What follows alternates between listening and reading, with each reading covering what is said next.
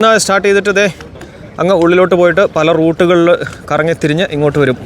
അപ്പോൾ നമ്മൾ നമ്മുടെ ബോട്ട് യാത്രയ്ക്ക് വേണ്ടി പോവാണ് കേട്ടോ.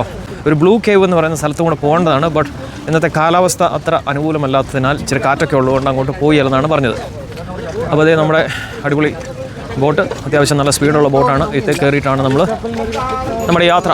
അപ്പോൾ ഒരു നല്ലൊരു എക്സ്പീരിയൻസ് ആയിരിക്കും. നമ്മൾ ഇത്രയും പേരാണ് പോകുന്നത്. ചിലർക്ക് കുളിക്കാനുള്ള സൗകര്യമൊക്കെ ഉണ്ട്. അവിടെ പോയിട്ട് അവർ അതിനുള്ള ഹോൾട്ട് ആക്കി തരും. അപ്പോൾ ഇതാണ് നമ്മുടെ ബോട്ട് കേട്ടോ. ഇതിനകത്ത് നമുക്ക് ഇനി അടുത്ത 3 മണിക്കൂർ, സത്യം പറഞ്ഞാൽ ഈ ട്രിപ്പിൻ്റെ ഏറ്റവും മനോഹരമായിട്ടുള്ള ഒരു ഭാഗമാണ് ഈ കാണുന്ന ബോട്ട് ട്രിപ്പ്.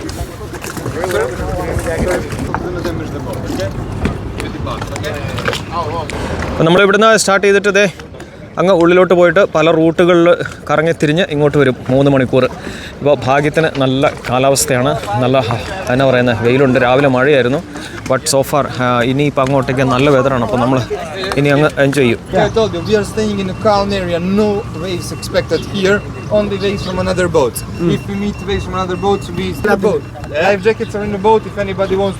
അപ്പോൾ നമ്മൾ ട്രിപ്പൊക്കെ കഴിഞ്ഞിട്ട് വരാം.